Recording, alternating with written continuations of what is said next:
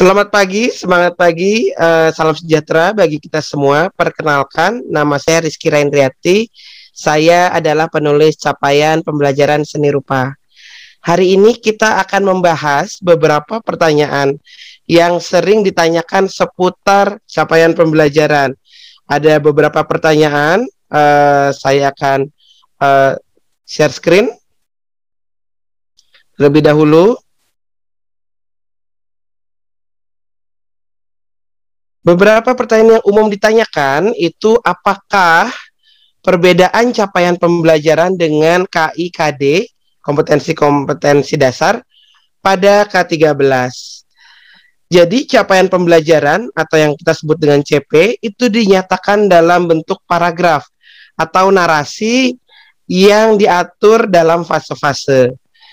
Disampaikan dalam bentuk paragraf untuk menggambarkan rangkaian konsep, pengetahuan, dan keterampilan kunci yang ditargetkan untuk diraih oleh peserta didik. Kemudian mengapa CP disusun per fase? CP disusun per fase ini sesuai dengan penerapan dari prinsip pembelajaran teaching at the right level atau mengajar pada tahap capaian yang sesuai. Pembelajaran berdasarkan fase ini juga memberikan rentang waktu yang lebih panjang agar materi pelajaran tidak terlalu padat. Dan peserta didik sendiri juga memiliki cukup banyak waktu untuk memperdalam materi dan mengembangkan kompetensi sesuai dengan kecepatan belajarnya masing-masing. Kemudian yang ketiga, apakah CP menggantikan standar kompetensi lulusan? Dalam kerangka kurikulum, CP ini kedudukannya ada di bawah standar nasional pendidikan, setara dengan KIKD dalam kurikulum 2013. Jadi dengan kata lain, sebenarnya CP bukan pengganti SKL, STPPA, ataupun SNP. Pertanyaan yang berikutnya, bagaimana penerapan CP? CP menggambarkan apa yang ingin dicapai oleh peserta didik di akhir pembelajaran. Oleh karena itu, CP diturunkan dalam bentuk tujuan-tujuan yang lebih spesifik, kompetensi yang spesifik. Tujuan-tujuan pembelajaran tersebut kemudian diatur membentuk suatu rute menjadi alur tujuan pembelajaran yang akan mengantarkan peserta didik menuju capaian belajarnya di akhir pembelajaran. Untuk menerapkan alur tujuan pembelajaran, disusunlah nanti modul ajar berupa rancangan pembelajaran yang sistematis untuk mencapai tujuan pembelajaran tersebut. Demikian. Kemudian, apa kaitan CP dengan profil pelajar Pancasila? Seperti yang kita ketahui, tujuan akhir dari pendidikan di Indonesia adalah membentuk profil pelajar Pancasila. Segala pembelajaran, program, dan kegiatan di satuan pendidikan bertujuan akhir ke profil pelajar Pancasila. Sehingga kaitannya dengan capaian pembelajaran, CP di sini disusun untuk mengembangkan dan menguatkan kompetensi dan karakter yang sesuai dengan profil pelajar Pancasila. Dengan kata lain, CP di sini dapat diibaratkan sebagai kompas yang akan memandu perjalanan guru dan siswa. Kita lanjut ke pertanyaan berikutnya. Apakah dengan sistem fase ini, jika ada siswa yang tertinggal fase, masih ada sistem tinggal kelas? Harapannya berangsur-angsur nanti kebijakan tinggal kelas ini dapat berganti dengan pembelajaran pada tahap capaian yang sesuai atau teaching at the right level tadi. Banyak sekali penelitian yang menunjukkan bahwa sebenarnya kebijakan untuk tinggal kelas ini tidak memberikan banyak manfaat kepada siswa. Malah menurunkan rasa percaya diri mendemotivasi siswa untuk belajar tentang dan juga ini menurunkan selain menurunkan kecanduan juga menurunkan minat, semangat tentang kemampuannya untuk sukses secara akademik. Jadi harapannya nanti berangsur-angsur berganti dengan teaching at the right level, mengajar sesuai dengan tahapannya. Yang berikutnya, bagaimana prosedur penyusunan capaian pembelajaran dan sejauh mana keterlibatan guru dalam penyusunan CP. Jadi CP ini dibuat oleh tim pakar yang terdiri dari akademisi, praktisi bidang ilmu tersebut, dan juga guru-guru yang terpilih. Dan juga telah melalui beberapa tahap validasi yang melibatkan guru. Seperti itu ya. Kemudian masih dengan kaitannya dengan pertanyaan sebelumnya, apakah ada peluang bagi guru untuk memberikan masukan atau usulan untuk CP?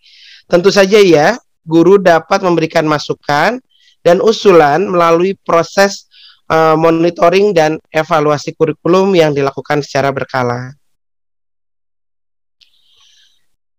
Pertanyaan berikutnya, bagaimana menentukan alokasi waktu masing-masing tujuan pelajaran pada CP yang menggunakan fase?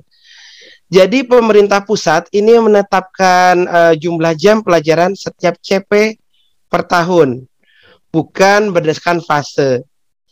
Nah, di sini guru perlu berkolaborasi untuk memetakan capaian dan tujuan pembelajaran yang akan dilakukan sesuai dengan durasi fase tersebut. Hal-hal yang perlu dipertimbangkan dalam pemetaan ini yaitu adalah alokasi jam pelajaran setiap tahunnya.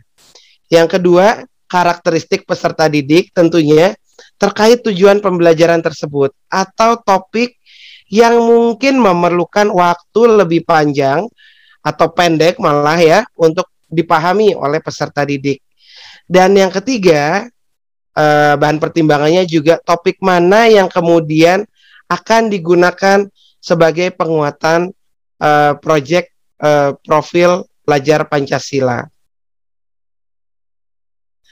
Baiklah, kita akan lanjut ke pertanyaan yang terakhir, yaitu bagaimana pembelajaran nanti dilaksanakan ketika dalam satu kelas terdapat perbedaan level capaian belajar siswa didiknya. Misalnya di dalam kelas 5, masih ada siswa-siswa yang berada di fase B, sementara teman lainnya sudah berada di fase C. Jadi, di awal sebuah proses pembelajaran, sebaiknya kita melakukan asesmen diagnostik.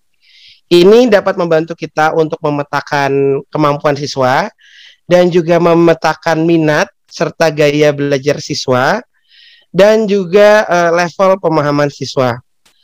Nah, kemudian ini sekolah juga dapat membentuk tim guru mata pelajaran atau guru kelas. Misalnya kelompok yang mengajar di kelas 5, KKG tingkat sekolah ya.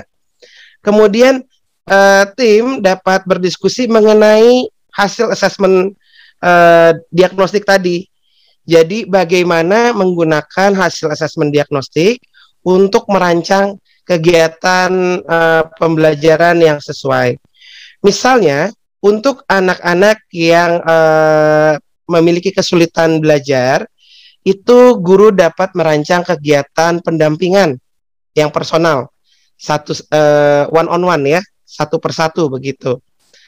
Kemudian untuk siswa yang melampaui kemampuannya, ini dapat melakukan kegiatan pengayaan, dapat diperkaya.